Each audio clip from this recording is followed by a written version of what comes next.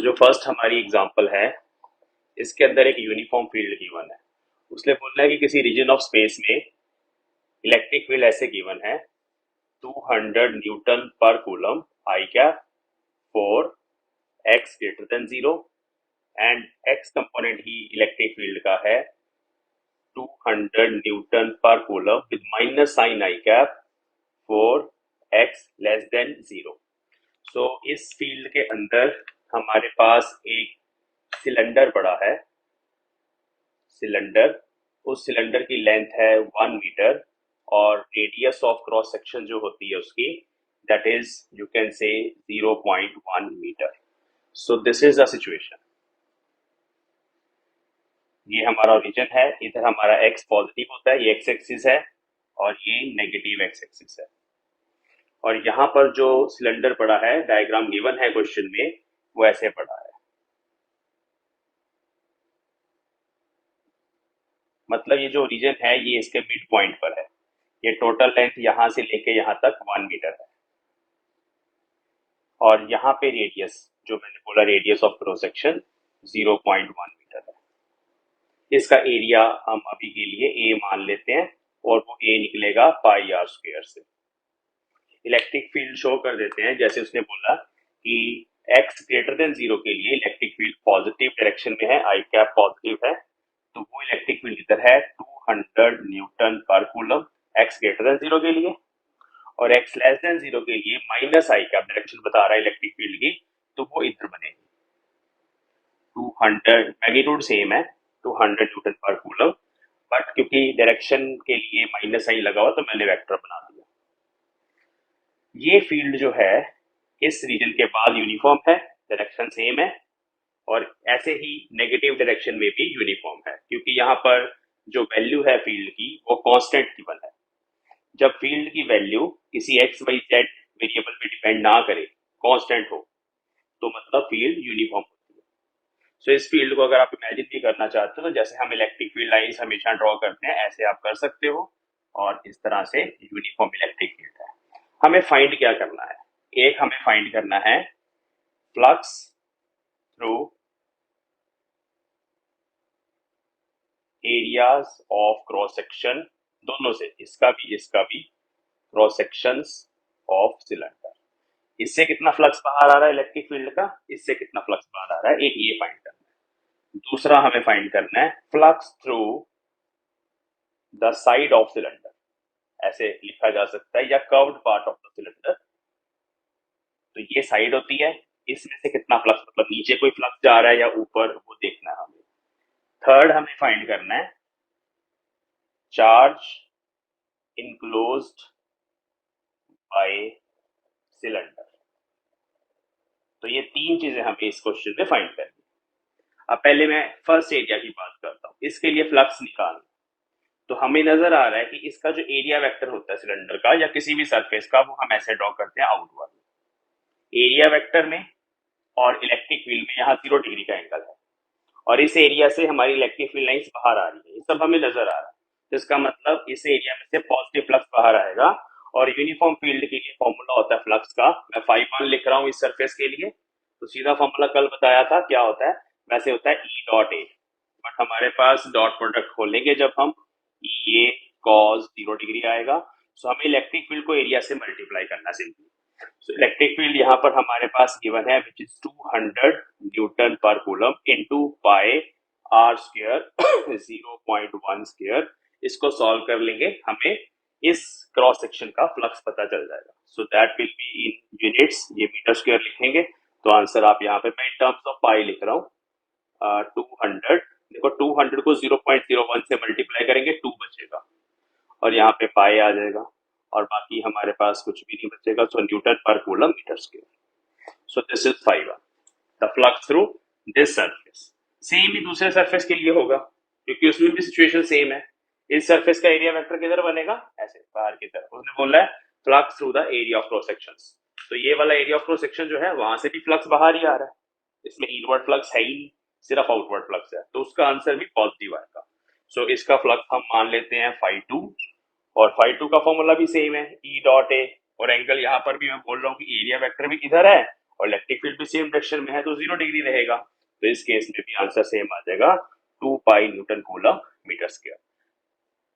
Total flux पहले हम curve surface का भी बोल देते हैं, यहां से हम बोल देते हैं फाई 3, कर्व सरफेस से फ्लक्स फाई 3 निकल रहा है। अब देखो कर्व सरफेस का एंगल क्या होगा, कहीं पर भी मैं ऐसे एरिया वेक्टर बनाऊंगा ए वेक्टर, वो इलेक्ट्रिक फील्ड के हमेशा 90 डिग्री पर ही आएगा। तो कितना आएगा आंसर, कितना आंसर आएगा फ्लक्स का, 0, cos 90 इज 0। तो उस केस में हमारे पास phi 3 through curve surface, formula वही लगेगा हमारे पास, phi 3 is equal to E dot A, मतलब ई ए cos 90 डिग्री, दिस इज 0। टोटल फ्लक्स कितना हो जाएगा, सारी वैल्यूज को ऐड कर दो, टोटल फ्लक्स हमारे पास आ जाएगा 4 पाई। तो आंसर आएगा 4 pi newton per coulomb metre square. Last part है हमें निकालना है charge enclosed by the cylinder. अब फ्लक्स हमें पता है, चार्ज निकालना है तो गॉस लॉ यूज करेंगे। Using Gauss law, Gauss law बोलता है कि जो हमारे पास फ्लक्स होता है टोटल किसी भी क्लोज सरफेस का, क्यू बाय एप्सिलॉन नॉट होता है। हमें क्यू पूछा गया है तो क्यू आ जाएगा total flux into epsilon not. तो ये हमारे पास आंसर है। तो 4 पाई एप्सिलॉन नॉट आंसर आएगा कूलम में, क्योंकि हम चार्ज निकाल रहे हैं। सो इतना चार्ज इस सिलेंडर के अंदर इनक्लोज्ड है। सो इस तरह से हमारे पास ये यूनिफॉर्म फील्ड का क्वेश्चन है। यहाँ पर हमारी फील्ड कांस्टेंट है, किसी एक्स वाई जेड पे डिपेंड नहीं कर रही। नेक्स्ट प्रॉब्लम में आपको नॉन यूनिफॉर्म फील्ड ही करवाऊंगा, पहले इसको लिखो। बस ऐसे इलेक्ट्रिक फील्ड टू एरिया लगाना आपको, बस सीधा सीधा डॉट प्रोडक्ट करना है और डायरेक्शन सारी देख के आंसर बता देते। इजी क्वेश्चन है ये, बिल्कुल आराम से इसको लिख लो।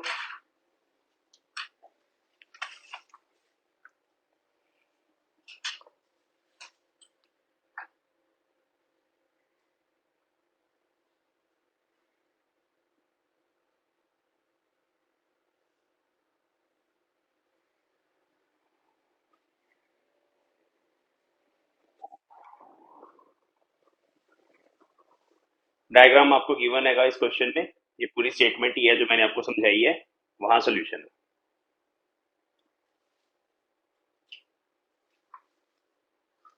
ओके, सो नेक्स्ट एग्जांपल में हमारी इलेक्ट्रिक फील्ड इस तरह की गिवन है। It is non uniform electric field, क्योंकि ये वेरिएबल एक्स पे डिपेंड करती है। एक्स हमारा एक एक्स एक्सिस पर जैसे जैसे हम जाएंगे तो हमारा एक्स कोऑर्डिनेट चेंज होता रहता है, ठीक है। हमें बोला गया है कि भाई ये डायग्राम भी गिवन है, यहाँ पर एक बॉक्स बना हुआ है like this.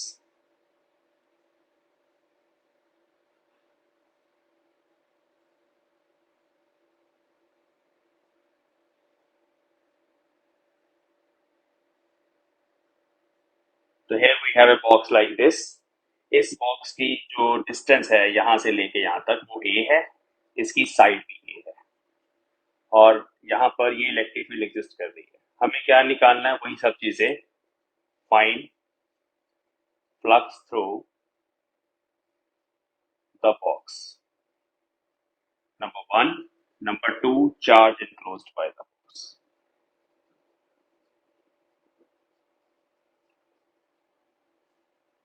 So this is x axis, this is y axis, this is z axis। सबसे पहले हम इस सरफेस की बात करते हैं, ऊपर वाले सरफेस की। इसका एरिया वेक्टर ऊपर बनेगा। हमारी इलेक्ट्रिक फील्ड के साथ आई कैप लिखा हुआ है। आई कैप लिखने का मतलब है कि जो इलेक्ट्रिक फील्ड की डायरेक्शन है वो ये है। तो इलेक्ट्रिक फील्ड अगर हमारी एक्स एक्सिस की तरफ है तो ये वाला एरिया वेक्टर इसके साथ 90 डिग्री बनाएगा। तो इस सरफेस से फ्लक्स 0 आएगा। ये फ्लक्स इलेक्ट्रिक फील्ड के अलोंग है, ये सरफेस इलेक्ट्रिक फील्ड के अलोंग है, इसके लिए फ्लक्स 0 आएगा। सेम नीचे वाले सरफेस के लिए होगा, इसका एरिया वेक्टर नीचे बनेगा, वो भी 90 डिग्री का एंगल बनाएगा इलेक्ट्रिक फील्ड के साथ, उसके लिए भी फ्लक्स 0 है। ऐसे ही एक फ्रंट वाला सरफेस है, ऐसे बाहर की तरफ, ये भी इलेक्ट्रिक फील्ड के पैरेलल है, इसके लिए फ्लक्स 0 आएगा, क्योंकि इसका एरिया वेक्टर ऐसे बाहर की तरफ बनेगा जेड की तरफ। तो उसमें और इलेक्ट्रिक फील्ड में भी 90 डिग्री का एंगल आएगा। सेम सिचुएशन ये पिछले वाले सरफेस के लिए है, जो सबसे पीछे लाई कर रहा है, इसके पीछे, उसका एरिया वेक्टर ऐसे अंदर की तरफ बना सकते हैं ब्लैक बोर्ड के, लेकिन उसमें और इसमें भी 90 डिग्री का एंगल ही रहेगा। तो सिर्फ 2 सरफेस ही हमें देखने होते हैं जो इलेक्ट्रिक फील्ड की डायरेक्शन के परपेंडिकुलर। तो वो 2 सरफेस में मैं रेड कलर में मार्क कर रहा हूं, एक ये वाला सरफेस और एक ये वाला सरफेस। जब भी ऐसा क्वेश्चन आएगा, अगर इलेक्ट्रिक फील्ड एक्स एक्सिस की तरफ होगी तो सरफेस वो आएंगे जो एक्स एक्सिस के परपेंडिकुलर पड़े हुए हैं। ये समझ लेना इस चीज को। सो इसका एरिया वेक्टर इंपॉर्टेंट है नंबर वन, और एक ये वाला एरिया वेक्टर इंपॉर्टेंट है। इसको हम A1 बोल देते हैं, इसको हम A2 बोल देते हैं। सिर्फ इन दोनों का फ्लक्स निकालना है। So let us suppose the flux linked with this surface is phi1 and flux linked with this surface is phi2। तो हमें सिंपली phi1 phi2 निकालना है और फिर टोटल फ्लक्स निकालने के लिए इनको ऐड कर देना है। तो सबसे पहली चीज जो समझ आ रही है यहाँ पे कि हमें सिर्फ वही दो एरियाज यहाँ पे कंसिडर करने हैं, वही दो सरफेसेस कंसिडर करने हैं जो इलेक्ट्रिक फील्ड के इस तरह से परपेंडिकुलर पड़े हुए हैं, क्योंकि उनके एरिया वेक्टर्स इलेक्ट्रिक फील्ड के पैरेलल आ जाएंगे तो एंगल 0 डिग्री बनेगा, या ऑपोजिट आ जाएंगे तो एंगल 180 बनेगा। सो इस सरफेस के लिए हमारा फ्लक्स पॉजिटिव आएगा क्योंकि इलेक्ट्रिक फील्ड इससे बाहर जाएगी। इस सरफेस के लिए हमारा फ्लक्स नेगेटिव बनेगा क्योंकि इसके अंदर जा रही है इलेक्ट्रिक फील्ड लाइंस। तो आप सीधा सीधा लिख देंगे phi1 वहां मार्क कर दिया, यहाँ phi1 लिख देंगे, पता चल जाएगा कि इसका मतलब है कि इस सरफेस का फ्लक्स आप लिख रहे हो। तो ये phi1 फ्लक्स आ जाएगा electric field into area into cos of 0 degree. Cos 0 is 1। ये इलेक्ट्रिक फील्ड कौन सी है? Electric field at this surface. तो इस सरफेस को मार्क किया मैंने सरफेस 1, तो इलेक्ट्रिक फील्ड एट सरफेस 1। क्योंकि इलेक्ट्रिक फील्ड तो हमारी वेरिएबल है, हर जगह कांस्टेंट नहीं है। सो इस इलेक्ट्रिक फील्ड को यहां कैसे लिखूं? देखो इलेक्ट्रिक फील्ड का फॉर्मूला है अल्फा इंटू एक्स। एरिया है यहाँ पर, अगर ये साइड हमारे पास ए है, ये साइड ए है, ठीक है, सारी साइड ए है, जहां मैंने ये बताया था ये भी ए है और ये भी ए है। तो एरिया कितना हो गया? ए स्क्वायर। एरिया हो गया ए स्क्वायर। cos 0 इज 1, उसको छोड़ दो। अब यहाँ पर इस सरफेस पर x की वैल्यू पुट करनी है। ये ओरिजिन है, ये a गिवन है, ये a गिवन है, तो यहां से लेके यहां तक ये x की वैल्यू कितनी आई? 2a। उसको यहाँ पुट करना है, तो आंसर आएगा alpha under root 2a into A स्क्र newton per coulomb metre square. तो ये हमारा पहला फ्लक्स निकला। बस इतना ही करना है कि जो वेरिएबल x दिया हुआ है उसकी वैल्यू उस सरफेस के लिए चेक करनी है। और इस सरफेस के लिए साफ साफ देख के पता चल रहा है कि ऐसे हम आगे चल रहे हैं जब, तो यहां पर ये सरफेस 2a पे काट रहा है। बस फाइव टू देखो, फाइव टू जैसे मैं बताया कि उसके लिए एरिया वेक्टर उस डायरेक्शन में है, इलेक्ट्रिक फील्ड इस डायरेक्शन में है, 180 डिग्री का एंगल आएगा। लिखना चाहते हो लिख लेते हैं, E2 into area into cos 180 degree. E2 कितना है? देखो अब इस सरफेस के लिए x की वैल्यू a है, इस सरफेस के लिए 2a थी, इसके लिए a है, तो हम पुट करेंगे अल्फा। x की जगह अब 2a नहीं पुट करेंगे, अब a पुट करेंगे। एरिया उतना ही रहेगा a स्क्वायर, क्योंकि ये भी सरफेस उसी साइज का है, a स्क्वायर। cos 180 इज -1, तो उसका मैं माइनस यहां लगा दूंगा। Newton per coulomb metre square. ये बार बार यूनिट्स लिख रहा हूं, आपको लिखने हैं, छोड़ के नहीं आने यूनिट्स। अब टोटल फ्लक्स निकालना है, तो वो इन दोनों का सम होगा। एक उसमें नेगेटिव है, एक पॉजिटिव है, कॉमन चीजें बाहर निकाल दो। सो अल्फा कॉमन आ जाएगा, ए स्क्वायर कॉमन आ जाएगा, ब्रैकेट के अंदर आएगा under root 2a minus under root a newton per coulomb metre square. So this is the total flux through this cube. क्योंकि ये नॉन यूनिफॉर्म फील्ड है, यहाँ पे फील्ड का मैग्नीट्यूड कम होगा, यहाँ पे फील्ड का मैग्नीट्यूड ज्यादा होगा। फिजिकली सोचना चाहते हो तो this field is directly proportional to x. जैसे जैसे हमारा एक्स बढ़ रहा है वैसे वैसे हमारी फील्ड बढ़ रही है। तो यहाँ पर थोड़ी कम इलेक्ट्रिक फील्ड लाइन्स अंदर गई है, यहाँ से थोड़ी ज्यादा बाहर निकली है। चार्ज इनक्लोज निकालना है, सेम फॉर्मूला चार्ज इनक्लोज के लिए, total flux into epsilon not. तो टोटल फ्लक्स हमारा ये लिखा हुआ है सामने, इसको जस्ट एप्सिलॉन नॉट से मल्टीप्लाई करना है और उधर हमारे यूनिट्स चेंज हो जाएंगे। तो चाहे अंडर रूट ए भी बाहर निकाल लो, निकालना है तो निकल आएगा। तो हमारे यूनिट्स कूलम में आ जाएंगे, यहाँ पर एप्सिलॉन नॉट यहाँ आ जाएगा। ये आंसर है। तो ये नॉन यूनिफॉर्म फील्ड का क्वेश्चन है, बिल्कुल वैसे ही, बस एक्स का ध्यान रखना है, कोऑर्डिनेट का ध्यान रखना है कि उसकी वैल्यू पुट करनी पड़ेगी।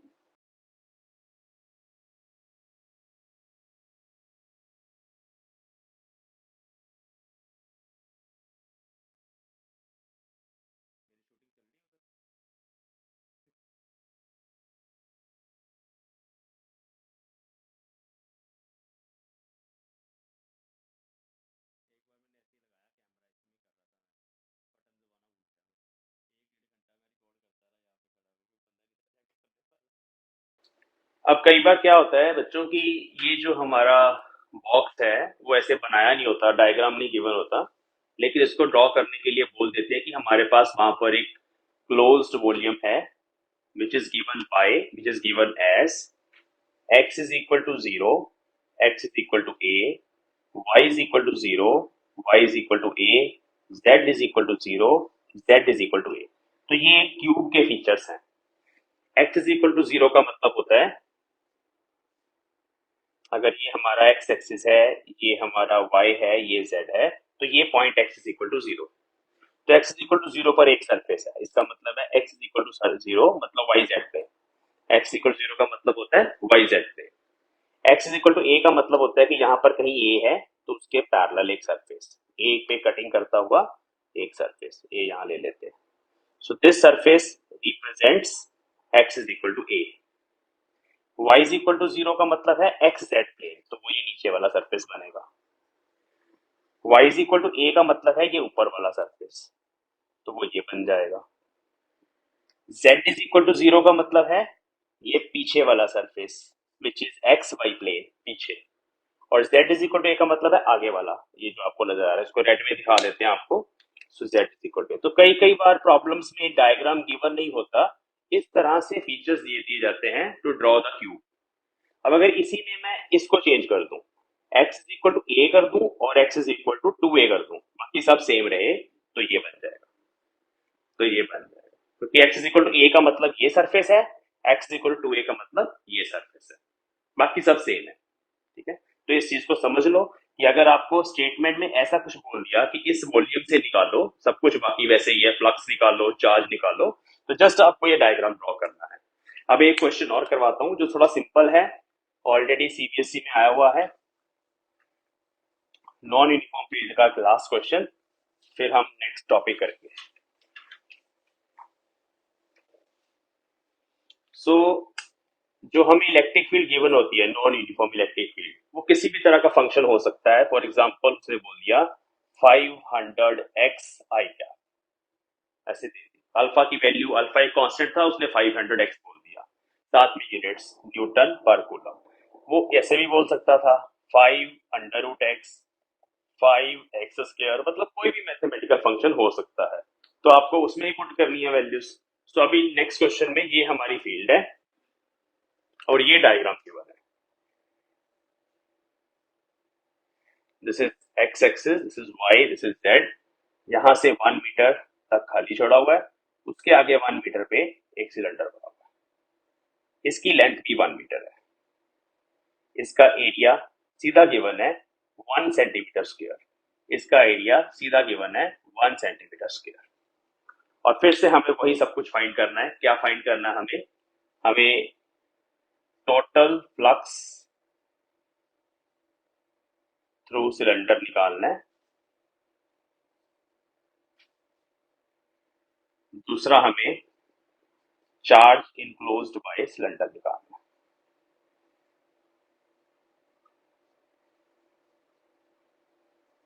सबसे पहली बात, हमारी इलेक्ट्रिक फील्ड एक्स एक्सिस की तरफ है, तो इस कर्व सरफेस के लिए हमेशा 90 डिग्री एंगल रहेगा।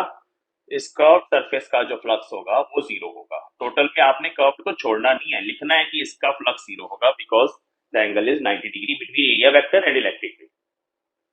बाकी बचे ये दो सरफेस, इसके लिए हमारा एरिया वेक्टर ऐसे बनेगा, इस सरफेस के लिए इधर बनेगा। एरिया वेक्टर ना हमेशा आउटवर्ड बनाते हैं, बाहर की तरफ बनाते हैं। अब हमें इसका करना है, इसमें से φ1 फ्लक्स लिख दो, इसमें से φ2 लिख दो। सो φ1 का आंसर हमारे पास क्या आएगा, सीधा सीधा ही लिखूंगा अब मैं। सो φ1 का आंसर आएगा electric field at this surface, E1 बोल दिया मैंने क्योंकि electric field is varying, into area, area सीधा दिया हुआ है 1 centimetre square into angle cos 0 degree. E1 यहाँ पे लिखना मुझे, तो 500 और x की वैल्यू यहाँ पे 2 मीटर है, ये ओरिजिन है, यहाँ से लेके यहाँ तक ये डिस्टेंस टोटल बना 2 मीटर, डायग्राम देख के पता चल रहा है। तो x की वैल्यू यहाँ पे 2 मीटर आएगी। ये मैंने क्या पुट करा, इलेक्ट्रिक फील्ड को पुट करा, ये सारी इलेक्ट्रिक फील्ड है, इनटू 1 सेंटीमीटर स्क्वायर। अब उसको मीटर स्क्वायर में चेंज करना पड़ेगा मुझे, तो वो आएगा 10⁻⁻⁴ मीटर स्क्वायर। ठीक है, 1 सेंटीमीटर में 1/100 मीटर होते हैं। ठीक है, तो सेंटीमीटर स्क्वायर में 1/10,000 होंगे, तो ये आएगा। सॉल्व कर लो, तो ये बन गया 1000 इंटू 10⁻⁻⁴ यूनिट्स रहेंगे Newton per coulomb metre square. तो ये कितना आया 10⁻⁻1 न्यूटन कूलम मीटर स्क्वायर। ये पॉजिटिव फ्लक्स आएगा क्योंकि हमारे पास ये आउटवर्ड फ्लक्स है, इलेक्ट्रिक फील्ड भी सेम डायरेक्शन में है, एरिया वेक्टर के उधर है। इस केस में नेगेटिव आएगा phi2।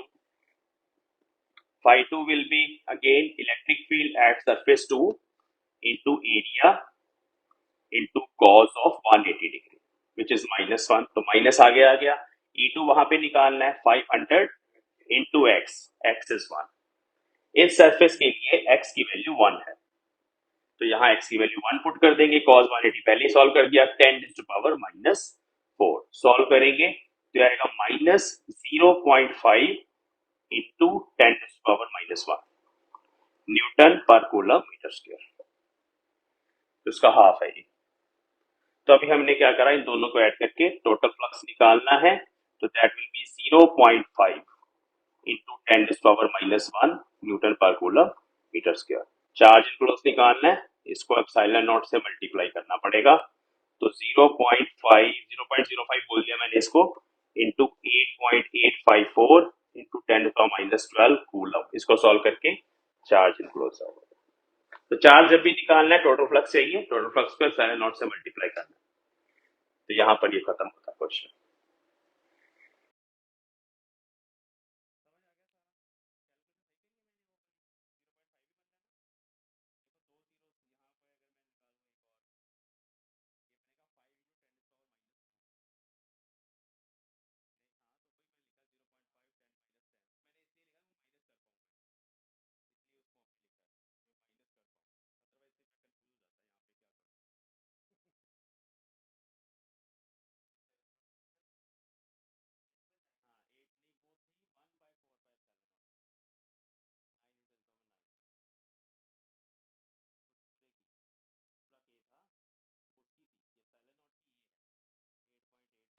कल जो मैंने करवाई थी प्रॉब्लम्स, उसमें एक चार्ज गिवन था किसी क्लोज सरफेस के अंदर, वहां फ्लक्स हम कैलकुलेट कर रहे थे, तो हम सीधा क्यू बाय एप्सिलॉन नॉट निकाल रहे थे, क्यू इनक्लोज्ड। वहां कोई सरफेस नहीं था, डॉट प्रोडक्ट नहीं था, कोई एरिया नहीं था, कोई इलेक्ट्रिक फील्ड नहीं थी।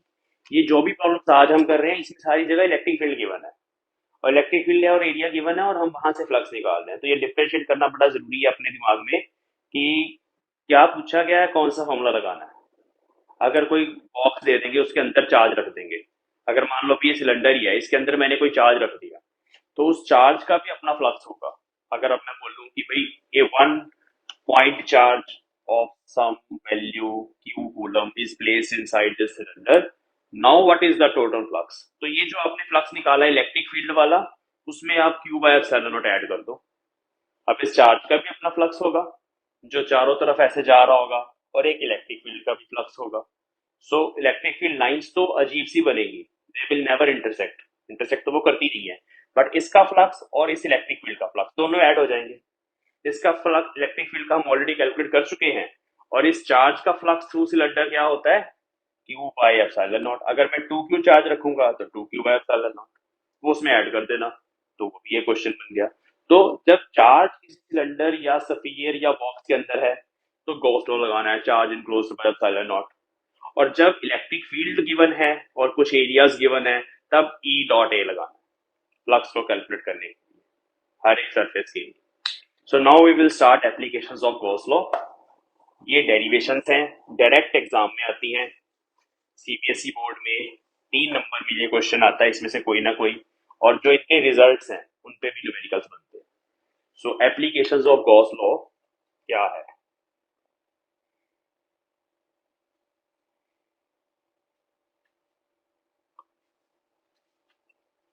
सबसे पहली एप्लीकेशन हमें निकालनी है electric field due to an infinitely long straight wire having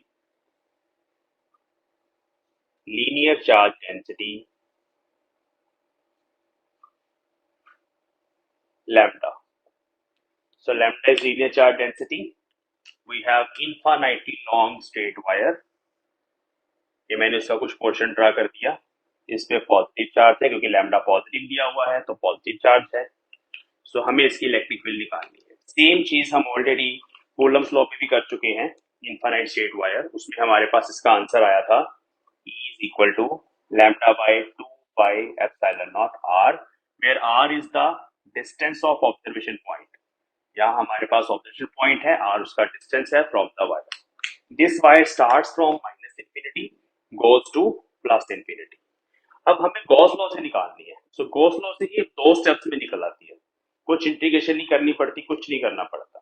तो we have to imagine a Gaussian surface, cylindrical Gaussian surface. अब वो ऐसा होगा,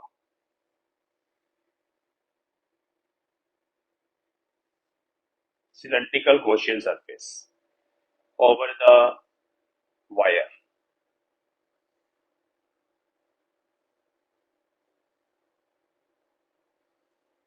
चलो, इसकी लेंथ L है, इसका एरिया ये वाला A है, ये भी A है, ये भी A है। सो सबसे पहले हम ये करें, स्टेप 1 है draw a cylindrical Gaussian surface taking the axis on wire।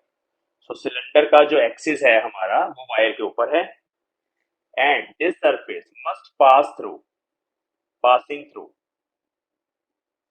Observation point. This is very important. जितनी भी एप्लीकेशंस करेंगे हम इस तरह का एक हाइपोथेटिकल सरफेस ड्रॉ करेंगे, उसमें से टोटल फ्लक्स निकालेंगे यूजिंग गॉस लॉ, और वहां से इलेक्ट्रिक फील्ड आएगी। तो हमें हमेशा इसको ड्रॉ करना पड़ता है, और इसकी शेप डिपेंड करती है चार्ज की डिस्ट्रीब्यूशन के ऊपर। अगर चार्ज हमारा इस तरह से सिलेंड्रिकली डिस्ट्रीब्यूटेड है, जैसे वायर भी एक सिलेंडर ही होता है ना, तो चार्ज हमारा इस तरह से लेंथ के अलोंग डिस्ट्रीब्यूटेड है, तो हमारा जो गॉसियन सरफेस होगा वो सिलेंड्रिकल होगा। अगर चार्ज हमारा इस तरह का स्फेरिकल है, मान लो पॉइंट चार्ज है, तो गॉसियन सरफेस भी स्फेरिकल होगा। ऐसा क्यों है? क्योंकि हम चाहते हैं कि या तो हमें थीटा फ्लक्स कैलकुलेट करते टाइम 0 मिले, या 180 डिग्री मिले, उसको सॉल्व करना आसान होगा, या 90 मिले। तो ये सरफेस कुछ इस तरह का होता है कि या तो इलेक्ट्रिक फील्ड उसके पैरेलल हो, या इलेक्ट्रिक फील्ड उसके अलोंग हो, या एंटी पैरेलल हो। पैरेलल हो, एंटी पैरेलल हो, या परपेंडिकुलर हो। तो तीन ही केस हम चाहते हैं। अब इस केस में हमें पता पॉइंट चार्ज है, इसकी इलेक्ट्रिक फील्ड ऐसे होती है। सो जब मैं सरफेस बनाऊंगा, इसका एरिया वेक्टर भी हर पॉइंट पे ऐसे ही बनेगा, हर पॉइंट पे मुझे 0 डिग्री एंगल मिलेगा, किसमें? एरिया वेक्टर में और इलेक्ट्रिक फील्ड में। यहां देखो, यहां ये वायर है ऐसे पड़ी हुई, इसकी इलेक्ट्रिक फील्ड ऐसे होती है बाहर की तरफ। हम ऑलरेडी ये कूलम्स लॉ से निकाल चुके हैं, हमें पता है कि इसकी इलेक्ट्रिक फील्ड ऐसे होती है। ऊपर इलेक्ट्रिक फील्ड लाइंस, बाहर इलेक्ट्रिक फील्ड लाइंस, नीचे भी इलेक्ट्रिक फील्ड लाइंस, चारों तरफ। जैसे ये मेरे पास ये मार्कर है ना, ये उस वायर की तरह ही है। तो इसकी इलेक्ट्रिक फील्ड कैसे होती है? पॉजिटिव चार्ज दे दूंगा तो रेडियली आउटवर्ड चारों तरफ। सो अगर मैं एक सिलेंडर यहां इमेजिन करूंगा, तो सिलेंडर के कर्व सरफेस के लिए एरिया वेक्टर भी बाहर ही बनेगा। तो इलेक्ट्रिक फील्ड और एरिया वेक्टर में 0 डिग्री एंगल रहेगा, उसको सॉल्व करना आसान रहेगा, कॉस 0 पुट कर देंगे। इस सरफेस के लिए बात करूंगा अगर मैं, तो इसका एरिया वेक्टर किधर रहेगा? ऐसे रहेगा। इसका एरिया वेक्टर किधर रहेगा? ऐसे रहेगा। तो यहां भी मुझे 90 डिग्री मिल जाएगा, सॉल्व हो जाएगा। इलेक्ट्रिक फील्ड ऊपर, ये 90 डिग्री, यहां भी मुझे 90 डिग्री मिल जाएगा, सॉल्व हो जाएगा। तो इस तरह से इसको ड्रॉ करते हैं। So it must pass through observation point, passing through observation point P at distance R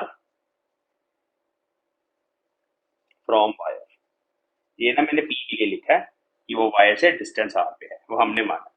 तो हमें यहाँ पर इलेक्ट्रिक फील्ड निकालनी है। So we will consider a small elementary area here which is ds vector. यहाँ पर ds2 वेक्टर, यहाँ पे ds3 वेक्टर, इसको ds1 मान लेते हैं। तो this was the first step कि सबसे पहले आपको गॉसियन सरफेस ड्रॉ करना है, उसके बाद इसमें से फ्लक्स लिख देना सीधा ही। तो the flux, electric flux through cylinder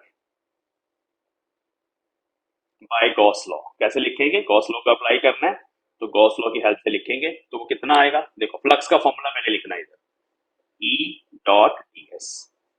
ये हमारा वही फाई है जिसको मैं इस फॉर्म में लिखूंगा, because I want to calculate electric field from this relation, तो मैं ऐसे लिखूंगा। अगर मुझे फाई ही निकालना है फिर लिखने की जरूरत नहीं है इस फॉर्म में, लेकिन मुझे इलेक्ट्रिक फील्ड निकालनी है क्योंकि हमारी डेरिवेशन किसकी है, इलेक्ट्रिक फील्ड की। तो फ्लक्स का ये फॉर्मूला इधर लगा दिया मैंने, और इधर क्या होता है, Gauss law, Q enclosed by epsilon. तो मैंने अभी सिर्फ गॉस लॉ लिखा है। इस सर्कल का मतलब है कि ये क्लोज सरफेस के लिए लिखा फॉर्मूला। ये सिलेंडर हमारा बंद है, यहाँ ढक्कन लगा हुआ है, यहाँ ढक्कन लगा हुआ है और चारों तरफ से बंद है। तो इसको तीन पार्ट्स में डिवाइड करेंगे, ई dot D S for surface one. तो ये हमारा सरफेस वन कर्व्ड वाला है, मैंने डी एस वन यहाँ लिखा है, कर्व्ड वाला सरफेस वन है, plus surface two E dot D S, यहां मैंने वन लिख दिया, यहां मैंने टू लिख दिया, तो सरफेस टू ये वाला है। सरफेस थ्री एस थ्री ई डॉट डी एस थ्री। तो इस क्लोज्ड सरफेस इंटेग्रल को तीन ओपन इंटेग्रल्स की फॉर्म में लिखा जा सकता है, is equal to charge enclose. अब इस सिलेंडर के अंदर कितना चार्ज इनक्लोज है वो कैसे निकलेगा, वो इस फॉर्मूले से निकलेगा जो मैं यहां पे लिख रहा हूं, ध्यान से देखो। Lambda is charge per unit length, linear charge density की definition, charge is per unit length. मुझे क्यू निकालना है, so q will be lambda into L. तो चार्ज इनक्लोज है लैम्डा इंटू एल। अगर मैं इसकी लेंथ को बड़ा कर दूं उतना ज्यादा चार्ज इनक्लोज हो जाएगा, ठीक है। So q is here, q enclose मतलब चार्ज जो इस सिलेंडर के अंदर अंदर है, सिर्फ वही वाला charge. Lambda is charge per unit length, उसको मैंने लेंथ से मल्टीप्लाई कर दिया, लैम्डा को which is linear charge density, उसको मैंने लेंथ से मल्टीप्लाई कर दिया, तो मुझे सिलेंडर के अंदर कितना चार्ज है वो पता चल गया। So q enclose is lambda L, नीचे वही आएगा एप्सिलॉन नॉट। यहाँ डॉट प्रोडक्ट खोलेंगे आप। ds1 के लिए इलेक्ट्रिक फील्ड इधर है, ds1 भी सेम डायरेक्शन में, एंगल 0 डिग्री है, तो यहां बचेगा e ds1 cos 0 degree plus S2 surface के लिए एरिया वेक्टर ds2 उधर है, इलेक्ट्रिक फील्ड ऊपर है, एंगल 90 डिग्री है, cos 90 इज 0 प्लस ds3 के लिए भी सेम सिचुएशन है, एरिया वेक्टर इधर है, इलेक्ट्रिक फील्ड ऊपर है, वैसे ऊपर नहीं है चारों तरफ है, बट मैंने एक ही जगह बनाई है just to understand the things. वैसे बाहर भी अगर हो इलेक्ट्रिक फील्ड तब भी एंगल 90 ही रहेगा, सो उसकी भी कंट्रीब्यूशन 0। तो ये इंटेग्रल 0, ये इंटेग्रल 0, इधर lambda L by epsilon not. cos 0 1 e निकालना है, बाहर आ जाएगा अब इंटीग्रेशन से, क्योंकि इस पूरे सरफेस पर e कांस्टेंट है, e बाहर आ गया। ds1, ds1 की इंटीग्रेशन यहां चाहिए, और वो क्या है, ds1 किसका पार्ट है, it is a part of this curved surface. So इस पूरे कर्व सरफेस का एरिया क्या है, that is 2 pi R L. 2 pi R is the circumference into L is the area of the curve surface of cylinder. यहां put कर देंगे अगले step में, E into 2 pi R L is equal to lambda L by epsilon naught. L से L cancel हो जाएगा और हमारा काम हो गया, electric field lambda by 2 pi epsilon naught r. यहां से 2 पाई आर नीचे चला गया और ये आंसर आ गया। अब एक्चुअल में मैंने इसको आपको समझाया है डेरिवेशन की तरह, इसलिए इतना लंबा नजर आ रहा है। एक्चुअल में ये एक स्टेप में हो चुका है। देखिए मैंने डायग्राम देखा, मुझे पता चल गया कि भाई इसका फ्लक्स 0, इसका फ्लक्स 0, सिर्फ ईडीएस इस पे लगाना है, तो मैं सीधा ये लिखता, ईडीएस की integration is equal to charge enclosed by epsilon not.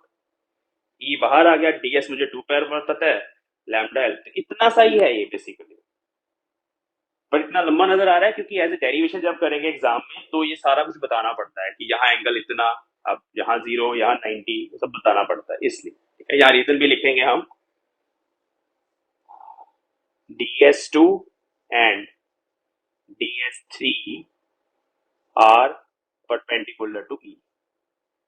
ये रीजन है इस चीज का जो मैंने 2 जीरोस पुट करी।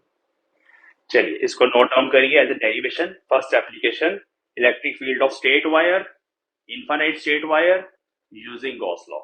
सो गॉस लॉ की यही एप्लीकेशन है कि it is used to solve electric field of some charge distributions very simply. कोई कॉम्प्लेक्सिटी नहीं है इसमें, कोई देखो हमने कोई एंगल नहीं बनाया इलेक्ट्रिक फील्ड को लेके, वह पहले कंपोनेंट बना के कर रहे थे इंटीग्रेशन, कूलम्स लॉ जब लगाते थे, सेम ही रिजल्ट वही है हमारे पास। बट इतना इसमें पता होना चाहिए इलेक्ट्रिक फील्ड की डायरेक्शन कौन सी होगी, so that we can find angles between E vector and D S vector.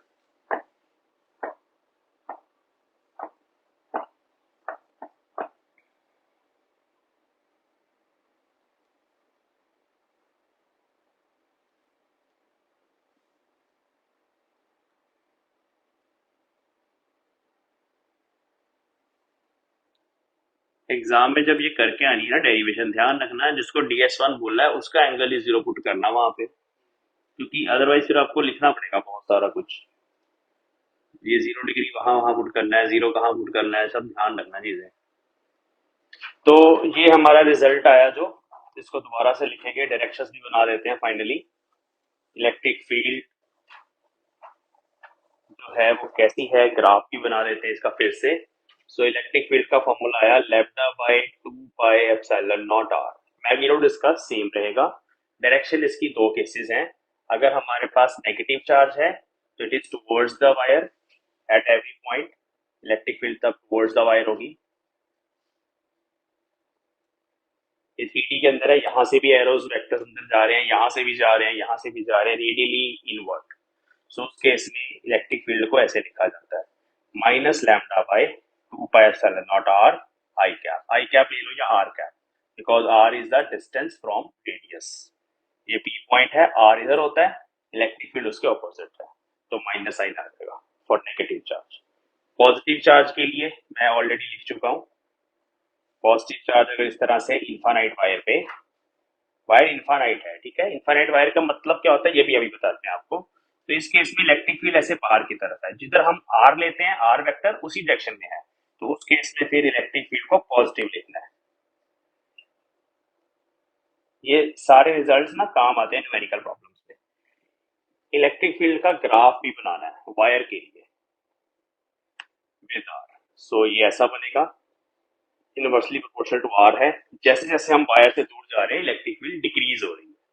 3D में देखना चाहते हो इलेक्ट्रिक फील्ड पैटर्न तो ऐसा है। पॉजिटिव चार्ज के लिए दिखा रहा हूँ, सिलेंड्रिकली सिमेट्रिक बोलते हैं ऐसी इलेक्ट्रिक फील्ड को, सिलेंड्रिकली सिमेट्रिक बोलते हैं। ये मैंने जस्ट बनाने के लिए बनाया है, अदरवाइज ऐसा सिलेंडर होता नहीं, नजर नहीं आता।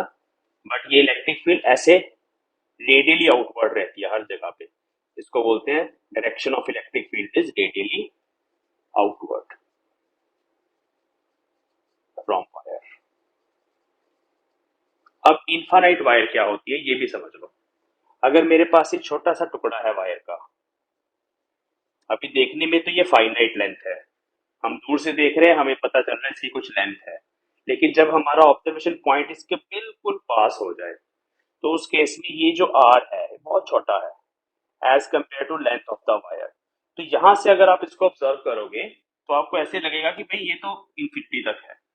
जैसे इस दीवार के पास आ जाऊं बिल्कुल मैं, तो मुझे इसके एजेस नजर नहीं आएंगे, मेरे लिए इनफाइनाइट शीट बन जाएगी ये वायर, ये वॉल जो है। Similarly when observation point is very close to charge distribution, तब जो रिजल्ट्स होते हैं हमारे वो इनफाइनाइट वायर वाले यूज होते हैं। वैसे इनफाइनाइट वायर आप बना थोड़ी सकते हो, इन रियलिटी हम नहीं बना सकते, ठीक है। सो इस केस में हमारे पास फील्ड इस तरह से डिक्रीज होती है, जैसे जैसे हम आर बढ़ाते हैं दूर जाते हैं वायर से, इलेक्ट्रिक फील्ड डिक्रीज होती चली जाती है। सो ये ग्राफिकल वेरिएशन भी बना लो इसके। ये सब रिजल्ट्स आपके यूज होने हैं प्रॉब्लम्स में। चलिए ये लिख लो बस, फिर आज का लेक्चर यहाँ पे फिनिश है।